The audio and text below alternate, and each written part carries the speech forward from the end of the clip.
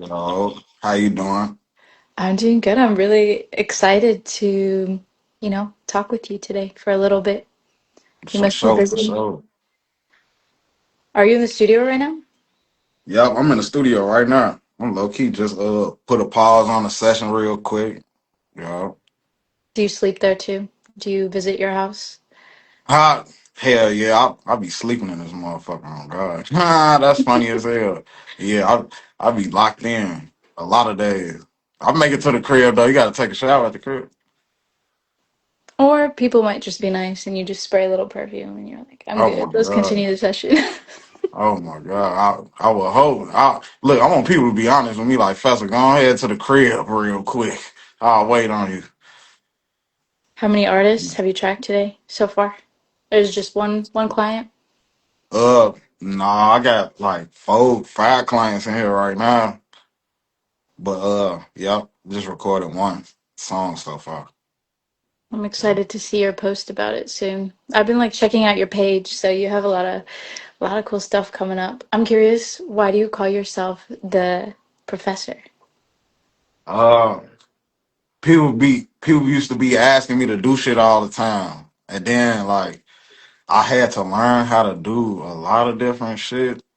So Mhm. motherfuckers like yo ass like a little teacher. You feel me? Like you know how to do this and that and da da da. Da. So it kind of came natural a little bit.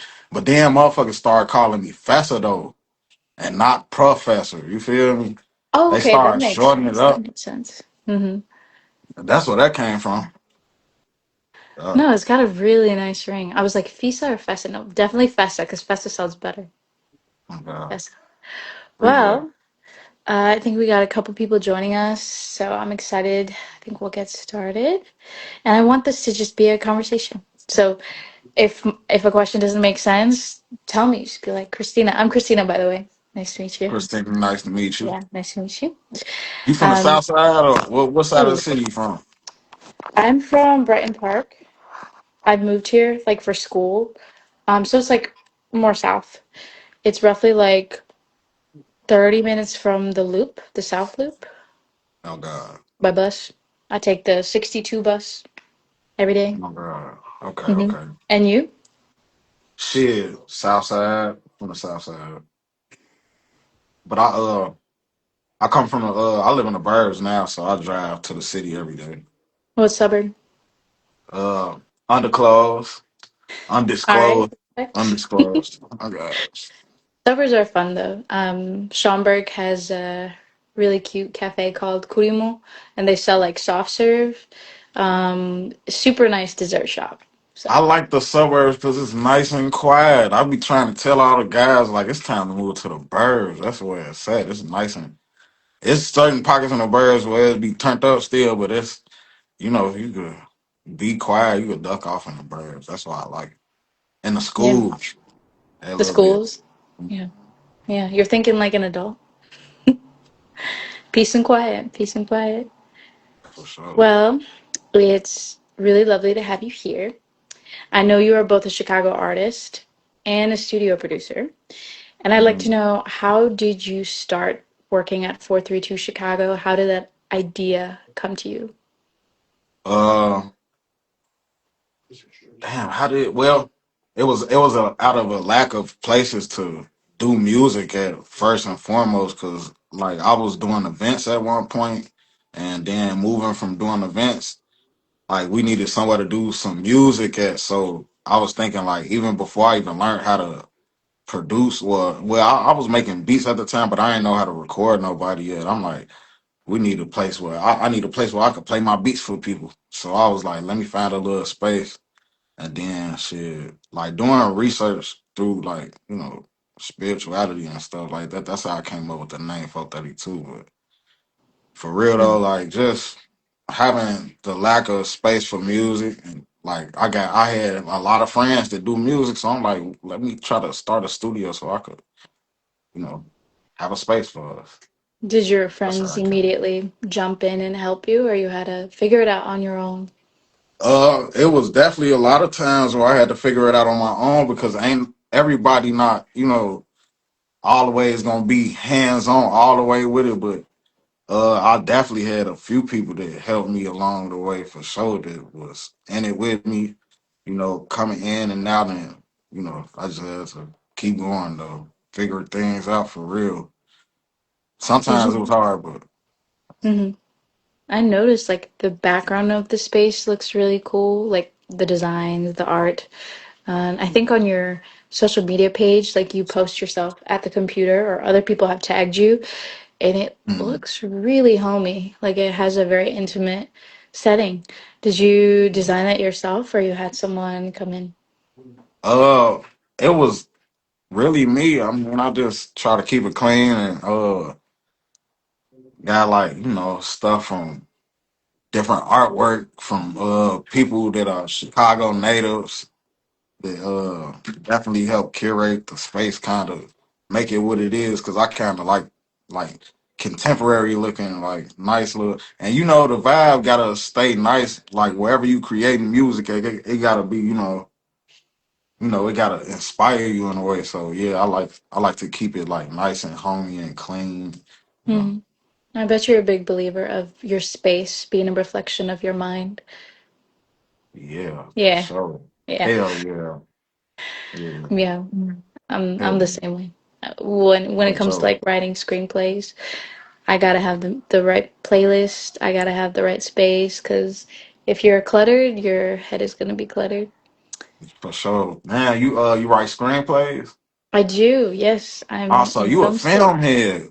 Yeah, but I compose music outside of school, which is why I was really interested in Mo's work because she's an alumni from the Mm, school that I go to, mm, and I'm like, I do music outside of school, and I love that she manages artists and does things mm-hmm. like this where we can bring the community together. So I'm here. Yeah. I always wanted to like compose like a scene. Like I just always think that way. I do it You do right, like compose. writing myself as far as like, yeah, I Hmm. like writing. Just films, all that shit. That shit just intrigue me. Even the comedy world, like I love all that shit.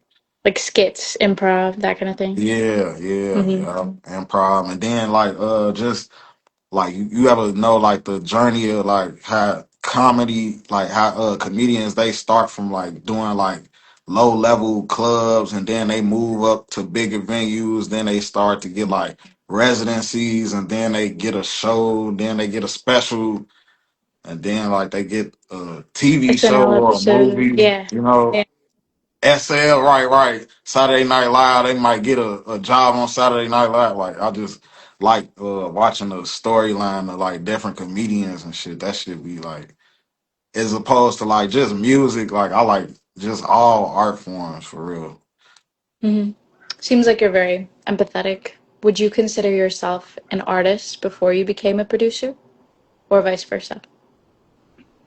Uh I started making beats because I ran out of beats because I was rapping. So I was an artist, like yeah, in that way as far as like writing first, and then I started producing. Hmm. And what's your writing process like? Does it start with an idea? Does it start with a mood board?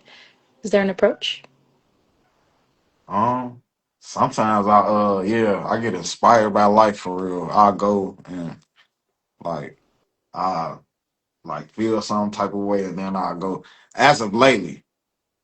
But like sometimes I just be in the studio and I'll just be vibing and then I just start coming up with something right there. Like especially like the production kind of speak to me and then I go ahead and so I do that a lot. Like I build it up from scratch in the studio. Hmm. Sometimes I do have.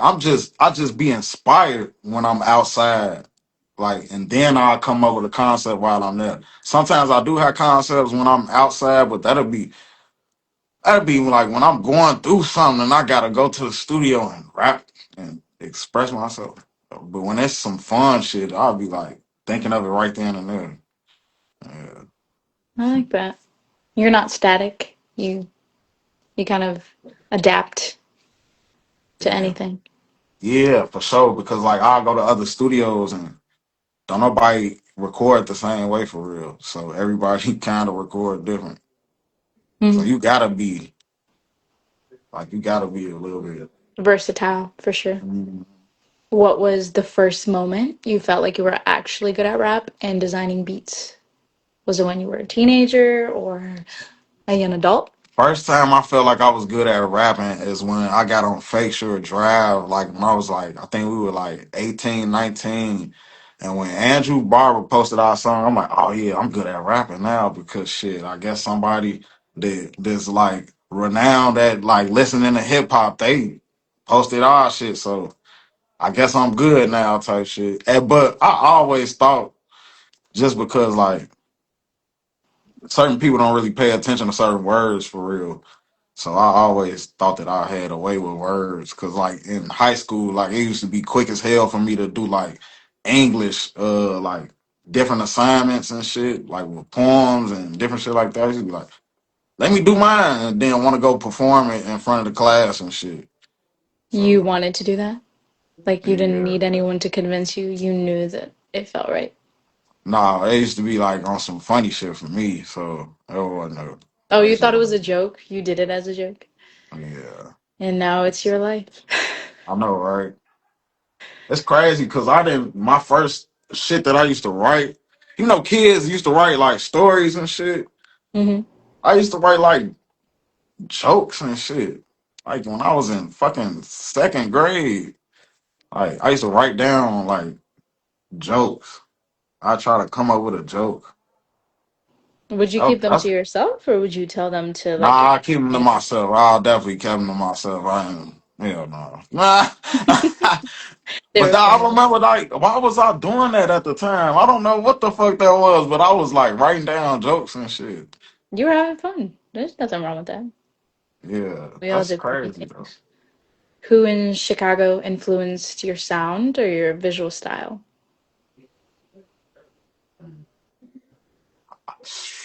Well, Kanye inspired everybody. I feel like, yeah, Mhm. yay, baby, cause like, well, I could say also like just all classic hip hop too, because when you look at hip hop, like it don't.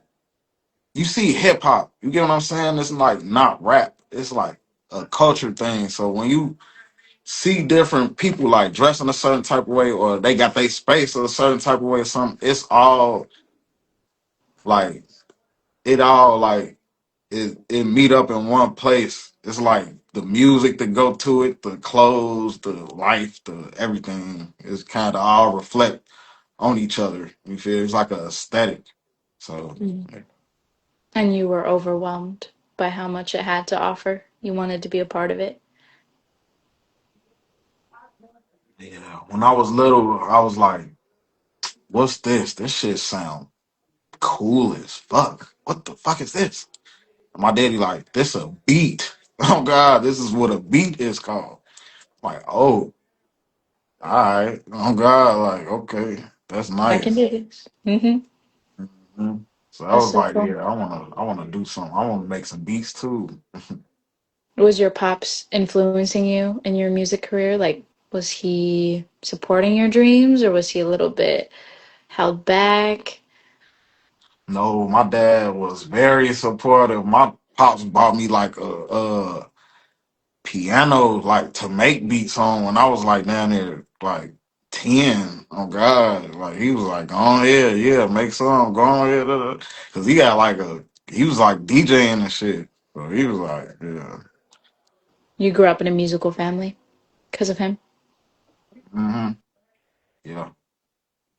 Yeah. And what My did mom. your first studio setup look like compared to what you have now? I still got the same speakers over here in the corner. They don't work no more, but I still got my same speakers that I started with. I had them speakers since I was like 19, 20. I'm 32 now. But I got a new pair of the same version. This is Yamaha's.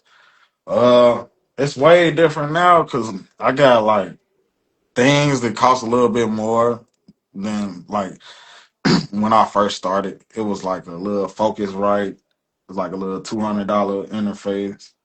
Now I got like a $1,200 interface, man. Just a little shit like that. The headphones and everything is like A little shit like that, just $1,200. Man, do you know they got soundboards that's $32,000? I did not. Studios with microphones that's $12,000. Like easy, super easy. Like I done been in studios where it's crazy.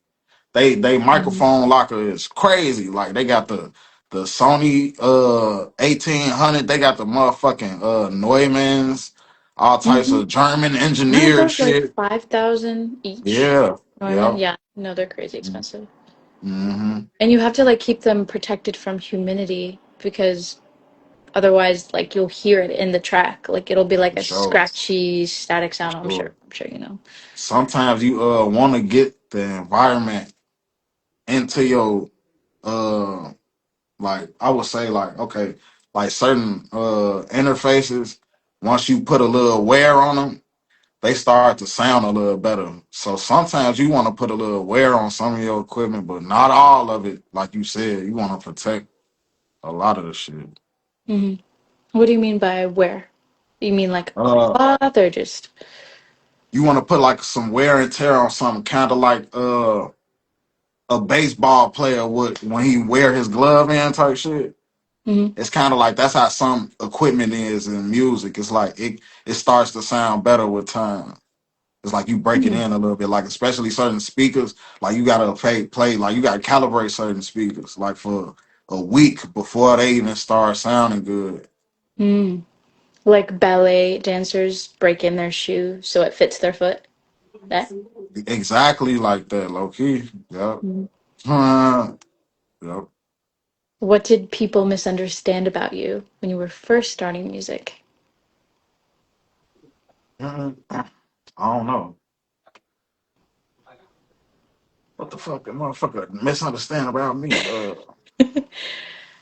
Like, Mm, did they perceive you differently than you wanted to be perceived? I Did used they to think, always try to see how people perceive me, but you know what though? A lot of people think I'm a conscious rapper for sure, and I'll be like, "What?" But I guess I mean I don't know. yeah, That's what I feel like the most like misconstrued type of thing is because I'll be like, I don't know, I don't like rapping on like overly conscious type shit. I don't wait, know. what does that mean? I've never heard that term. Conscious rapper? Yeah, What? see, really, see, What? that's yeah. Like they'll say, like Kendrick Lamar, J. Cole is a conscious rapper, but Oh, Drake okay. is not a conscious rapper type shit. Okay. So like he raps Kendrick raps more about like the political state of the world or like real like social issues and then Right, Drake just kind of like has fun most of the time. That right. kind of thing. Would you say you're a mix of both or just Yeah, all sides? I would say that because I like, while we here on Earth, we might as well have fun, right? So I'm gonna talk about it though. I'm not that, you know, I'm not that blind of what's going on. I'm not blind at all what's going on. So it's gonna definitely spill out in the music. So yeah, but I like. In I'm not. mm, I don't anchor myself on that. I anchor myself on like emotion for real more mhm, than like fuck the climate. How do you feel? Because it mhm. could be like a motherfucker. You want me to rap about the rainy day, or you want me to rap about like how you feel because you might feel good while it's raining. You feel what I'm saying? Like sometimes what's going on don't really matter as much as what's going on the inside, Mhm. and that's what I'm starting to kind of see too. Like people want to talk about the issues and shit, but uh, Sometimes it's just all internal, and that's the only thing we can control. for sure. Royalty only media is asking, how would you describe your music? I would describe my music as like um heartfelt, real heartfelt, and it's like soulful. I would say soulful, but like in a Chicago nigga type of way, like a Chicago uh vernaculars, a lot of pronunciations, a lot of I pronunciate things the wrong way on purpose sometimes, and I don't know, it all sound good to me. Just go listen to y'all hear it. Bro. Go to his page at the professor. Yeah, See the professor, yeah. see the professor. And I listened to this single of yours called Side Bets. And I heard like a higher male vocal behind your main rap vocals. Was that you also? Or was that like a guest you brought in? Nah, that was me. Wow. So you can do both. You like sing melodically, but you also rap. Yeah, yeah, yeah. Hell yeah. Hell You yeah. say that so calmly, but I think it was really good because it like used violin and then I heard I mean instruments that you don't usually like hear in hip hop all the time. It kind of blended both worlds. I was hearing like a version of jazz with like you say something more soulful, like neo soul almost. Yeah, Is that yeah. what It you were was going for? so like my vocals that I put over it could be like perceived as like hip hop and like neo soul, like you said, but like the production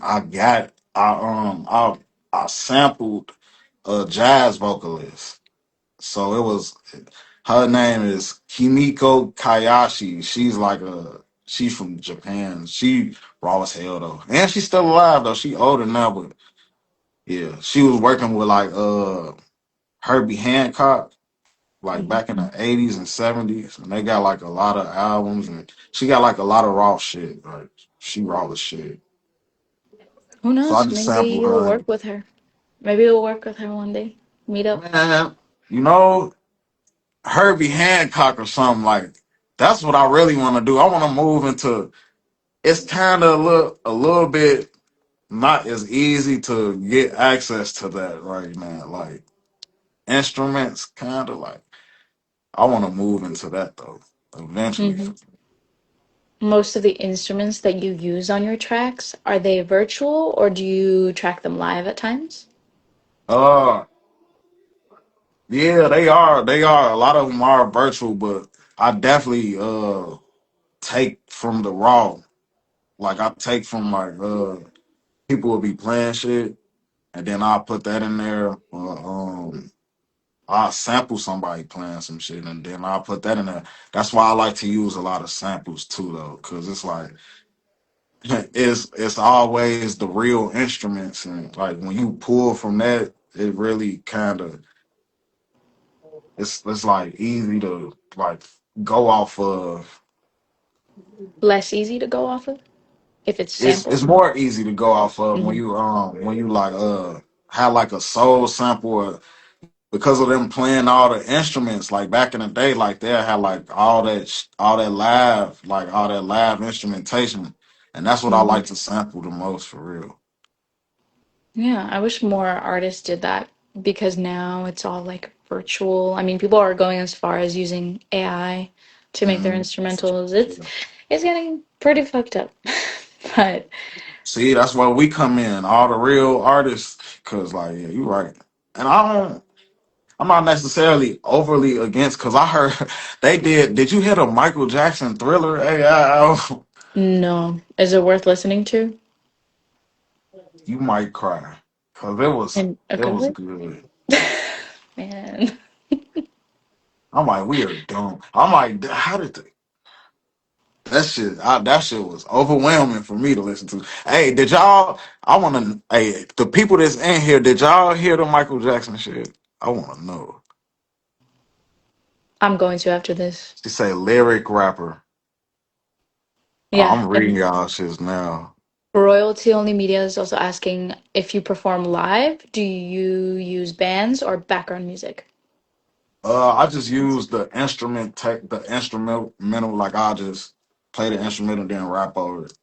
Sometimes I do play the song with it, cause like in some venues, like the microphone be kind of not as good, so I'll play the song in those type of cases, cause you don't want to, you know. But Hmm. I would love to perform with a band though, like that shit. I was in here rapping like to my homie playing the bass the other day, and I'm like, yeah, I want to do this. That'd be fun. Maybe he'll be the first person you perform with in the next couple weeks. Who knows? An open Nah, mic for would be sure. kind of nice. There's so much you can make out of bass and voice. I had a friend who was playing just bass to Wicked Games by Chris Isaac, Mm, and we sang over that. I'm like, wait, this could be something. So we're gonna right. continue working on it. Oh God, look, send it to me when you're done. I want to hear it. Oh, okay. I will. Yeah. I will. I want to know when it comes to your clients, what's something you hear in other artists' work that tells you immediately they're inexperienced? Oh, inexpensive. Mm-hmm. Question. Uh, it's certain mannerisms that they'll have even before the session start. It'll be like before they even get to just how they'll take care of business, the business etiquette behind it, and then also sometimes when they get in here, like they'll the mic performance, them like recording, it'll be kind of like, all right, bro, you got to stand right here, like you didn't even stand in front of the mic. Sometimes motherfuckers came in here and tried to record without the headphones on. Like, oh damn, I forgot the headphones. They'll be like nervous, or that's how I know. I'm like, okay, this. But you know, everybody got a first time to do some shit. You gotta help them. Yeah, it's good that you uplift them. How do you pull a real performance out of someone who's nervous or not delivering? Make them feel like comfortable. Do some silly shit. You know, like make them laugh. Do some shit that make me look silly. And now you ain't embarrassed because I'm a silly motherfucker. You can do everything you want to do now on the microphone. I Give kind an of do that a example lot. of Uh, something silly you did the other day. um, like like sometimes I'll say something that'll be kind of like awkward or funny or like, or maybe like I just try to break the ice in whatever type of way that I can. I don't even know for real. But if you know me or you've been around me, then you'll see like because I'm the most kind of like in my own world type person sometimes that it's like a lead by example type of thing. So Mm-hmm. motherfucker see me doing some shit and they like, damn, he is really just doing what he really want to do right now. And they'll be comfortable with doing what the fuck they want to do right now type shit. You feel me? So that's how I kind of get like a good performance out of motherfucker too. Like make them feel at home. Motherfucker be taking their shoes off for real, everything. Like, You got the couch ready with a pillow. yeah, he would Oh. fall asleep. Hmm. Hmm. Mhm. Or you tell them about those corny jokes you made in second grade. You know That's an what? option. Maybe you That's haven't. crazy. Cause I should get that. You know, I used to write jokes down, get to telling their ass a grandfather story. That's what it is too. I got good uncle energy. So like motherfucker come in here, they be like, oh, folks gonna protect me. And then I tell motherfuckers to shut the fuck up while they other people recording. You know, I make sure everybody feel like they a star. Folk now. If Mm. you feel like a star, you gonna go crazy. You walking in there like you finna go crazy. Do you ever sugarcoat the compliments you give, or you mean every single one? Yeah, I sugarcoat for sure. Yeah. But then after I sugarcoat, I'm a Gemini, so I say some very rude shit. I may say something like, "Damn, why the fuck you?" So yeah, Why I you sound balance like it that? out. I balance it out real good. Cause I Mhm, say some mhm. real nice shit, then I say some. What the fuck is you doing? Hey, damn. Let me get on my shit real quick. I thought he was so nice. You Oh humble people God. really quick then, huh? Hmm. And what's the hardest part? Let me repeat that. What's the hardest part about, oh my God, I can't, why do I say this way? What's the hardest part about running a studio that nobody talks about? Mm. certain clients, man, certain clients, it be kind of like don't nobody here, don't no studio talk about the difficult sessions where niggas be high off drugs. Luckily, nobody tried to come in here and do too many damn drugs, but it be like dealing with high people. It's like kind of babysitting sometimes. So it be like that, and then slow seasons. In the past when I was first starting, Hmm. don't nobody talk about that. I will. Oh God, it wasn't very lucrative for me at first. Had to build my way up. Then it started. All right, cool. But No, you can yeah. handle it. Like you know what to. You expect the worst almost, and hope for the Mm, best.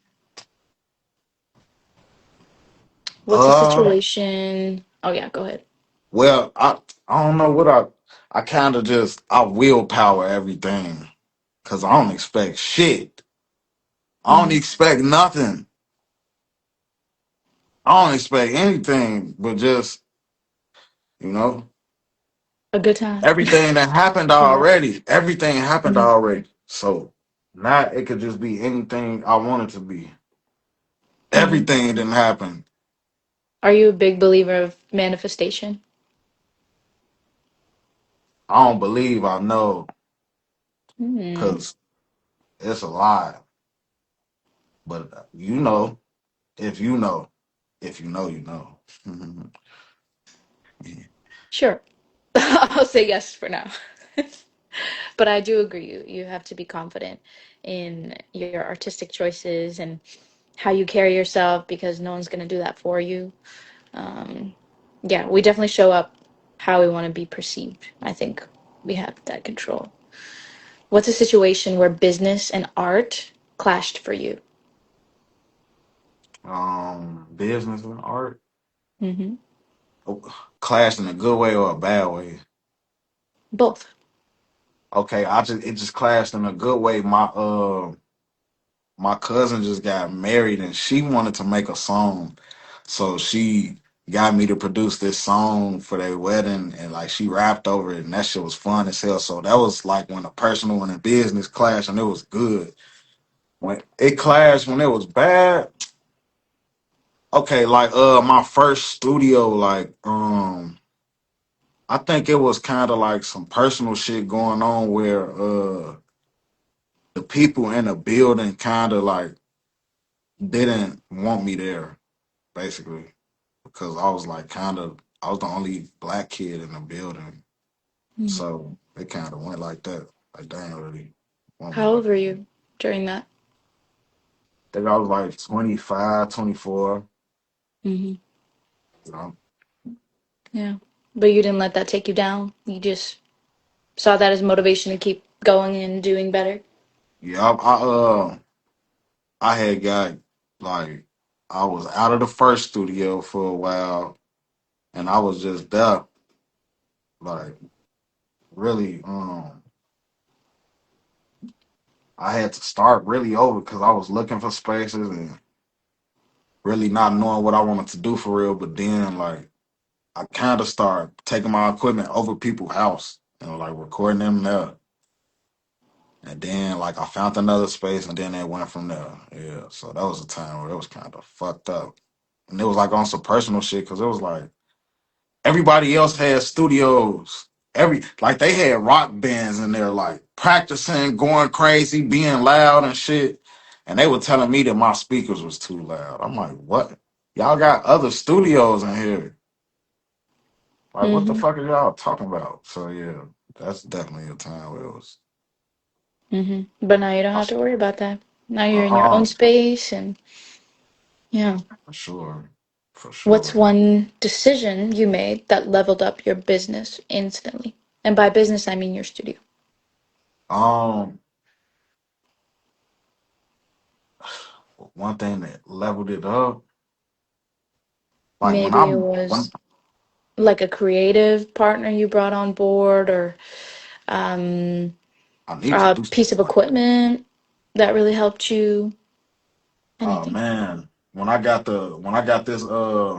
this Apollo, I ain't gonna lie, that's an interface. It is a piece of equipment. When I did get that though, that's when it was like a that was a super change in everything because like that was like the first big investment of a piece of equipment that made everything sound next level. Like at first it was like at a point where it was like, okay, this shit is, and then when I got that, yeah, but we were getting like big clients when we had like amateur equipment just cause like all built off relationships.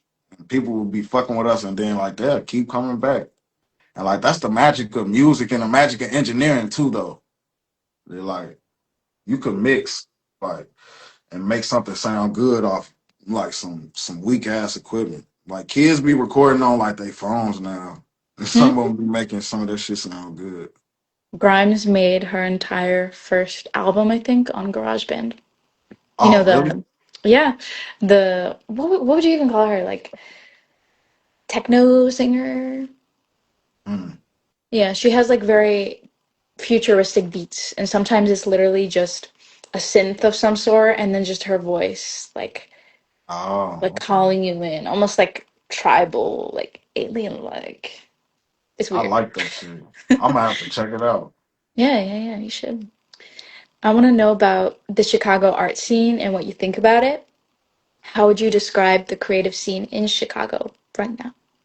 It's actually dope right now. It's getting better because like back in the day, it was kind of like people was kind of like not really collaborating as much, but now it seems like it's like more positive. A lot of people working together, trying to get up out this motherfucker. Like people trying to like really support each other and be successful. And man, Chicago got the best rappers for real. Like we got a lot of good rappers, a lot of good musicians, a lot of good vocalists, a lot the best comedians. Everything come from Chicago for real. Like our culture, not just the music scene, but just the whole art scene in general for Chicago. That's what people need to realize. Like rappers that stuck this kind of like just trying to do open mics and shit like that. Like you gotta like realize that music goes with life. You feel me? Like, and once you connect the music to everything, then like your palette kind of open up and your world kind of open up. Cause the Chicago art scene in general is a very rich scene. It's like always some talent coming from Chicago. Hmm. I agree with you about the collaboration part. It's like on Columbia's campus, Columbia College, Chicago, the music department is super tight. I mean, they have concerts like every semester, and it's just kids from all departments, like whether Mhm. you're a jazz musician or whether you sing R&B. Like it's really cool. And I had a friend who just started like a Instagram thread with like all the musician he knows, and he's like, guys, we gotta be here for each other. If someone has a concert and needs an instrumentalist, like just text it here. Oh yeah, that's So dope. yeah, that's That's like dope. I that's really recorded nice. my first songs was recorded on Columbia campus. Like, Really? oh, for sure. Like, oh, my our first concerts that we sold out was at Columbia. Were you a student there, Like all or the. if you were like I wasn't a visiting as a student guest? there, but like I had friends that went there, and we had a collective called We Winning, and we used to like just throw parties with BSU. In a 1104 building and it was like a lot of different buildings on the campus, but it was Yeah, fun. it's not even a campus, it's like the city. I You go to swear, school in the city. the South Loop for real. And you've been I used to talking love about, it. yeah, I used to love like hanging out down there in the South Loop. It used to be fun. Like just that whole scene in general too, like that I think that was like down there like 2012, 2011, 2013, 14. Like that whole era of dropping music was dope too. It definitely was. This like the grown up version of that kind of. now, like the music scene we're living in. Because Mm. like Vic and Chance and them, they like back in the city kind of like kind of like helping curate a lot of shit, or like a lot of shit. Like they be involved with a lot of shit, and it's like back then they were like the ones that were coming out of the shit type shit. Now it's like they're the ones that's like, like helping it grow more, even because back then it wasn't a lot of rappers from Chicago. Now it's plenty of rappers from Chicago. Yeah, you should come to Columbia's arts festival that they have every year. It's called Manifest. It happens May 16th of this year. So if you come, you might see young rappers, you might see young singers, Oh young yeah. filmmakers, just kids, even though Hmm. they're young adults, trying to find their way Y'all in the should city. have Cash perform. I know he go to Columbia. Cash? Cash, yeah, his name Cash. Cash.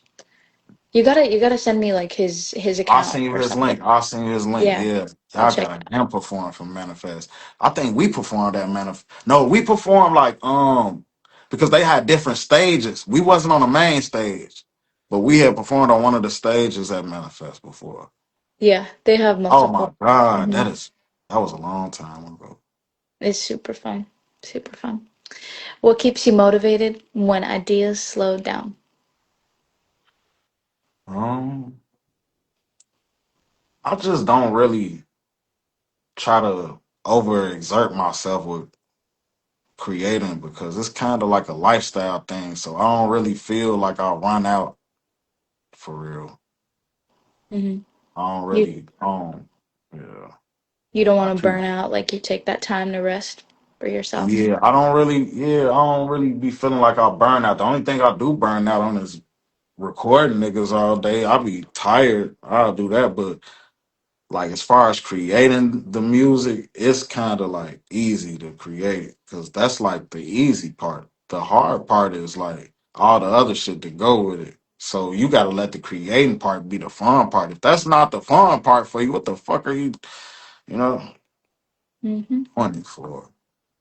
For me, some people kind of thrive at the other part, and the music kind of be the hard part for them. So it's different for everybody. It's not like anything is better than the other one, but. Like they have a stronger social battery, but maybe less creative juices, and then some people it's vice versa. Like they just want to create and just be in their head and away from distractions, You other people in know, the studio. yeah, Yeah. Yeah. yeah. I want to play a little scenario game with you in the time that we have left. So I'm going to give you some fictional situations at a music session, and you're going to give me your answer. All So right. an artist shows up 2 hours late, but is super talented. Are you still working with them? Yeah, if they gave me the money, shit, it's their time. It ain't my time at the end of the day. True, as long as you get the books. A Hell friend yeah, wants free studio time. What do you say? I'll give it to them. That's nice of you. Very nice of you. You're proud of a piece, but it doesn't fit your overall image. Do you still put it out No, you sell it. to someone else? Yeah, if it fits. If you don't want to be associated with it. I see. You Mhm. feel yourself evolving creatively, but your audience is attached to your old sound. Who do you choose? Yourself every time. You walk away from a session feeling unsure about your work. Do you trust your instinct or revisit it later? Uh, trust my instinct to revisit it later, because Gotta if take I that risk. don't feel like I'm gonna check. I'm gonna go redo it. You know what I'm saying? Mm-hmm. But Because you're you're, not gonna always hit a ball out the park every time. mm-hmm. Sure, sure. Can't be a one take wonder.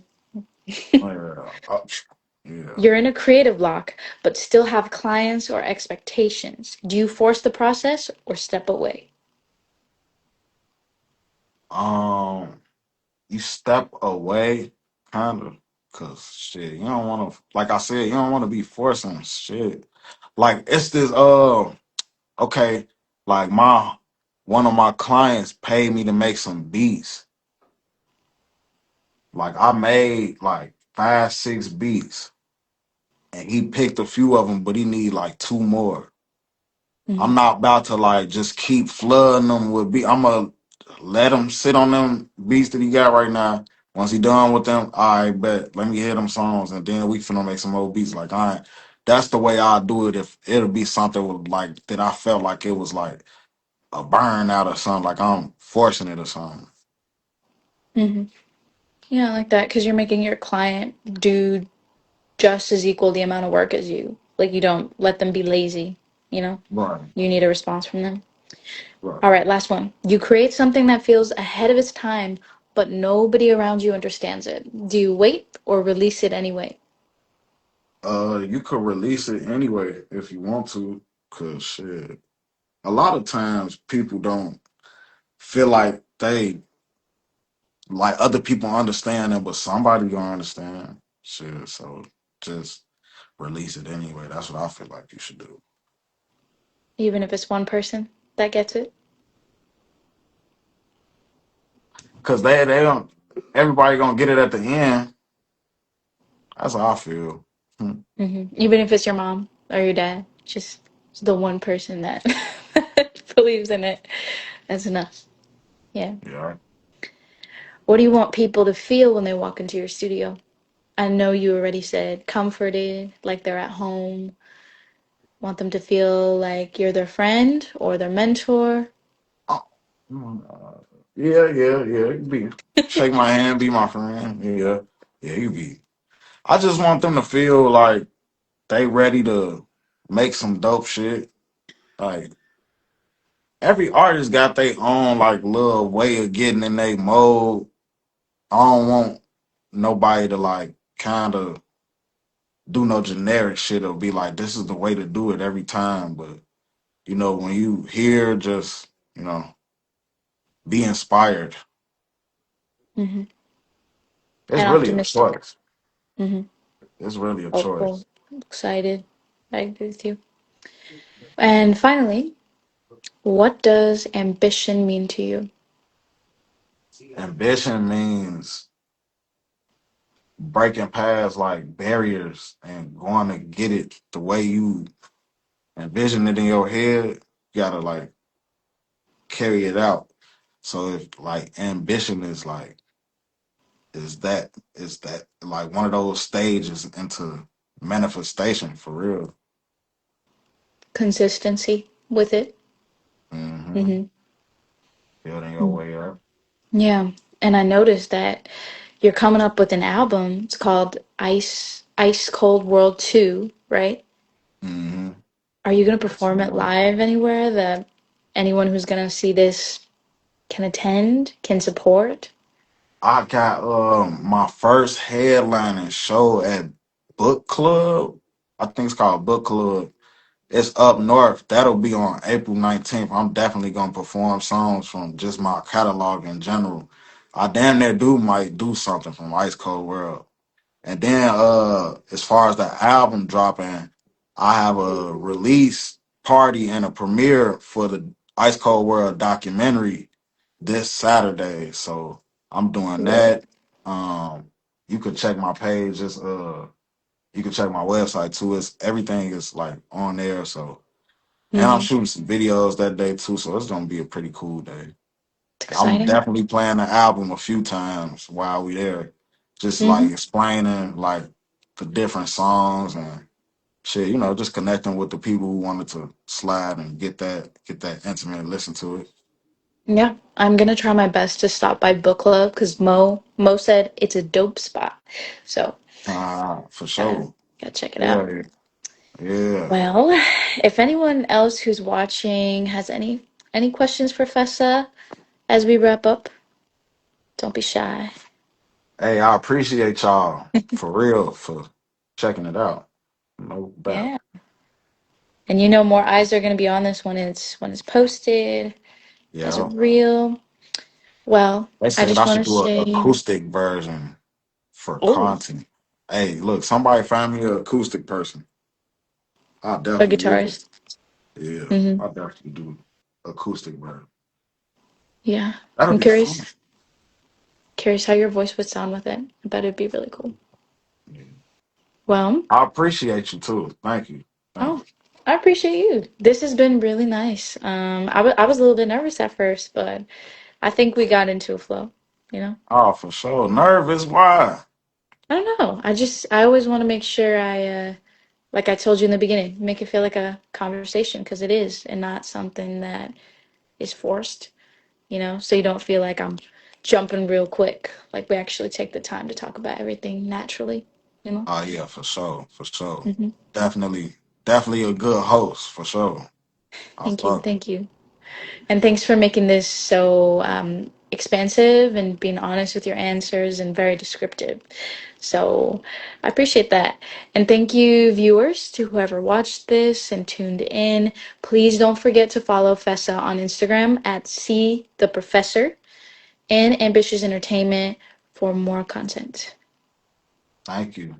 Yeah.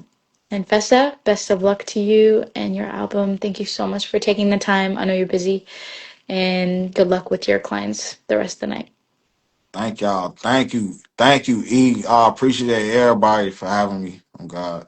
I'm gonna let y'all get back to these sessions. On baby. Love. Peace.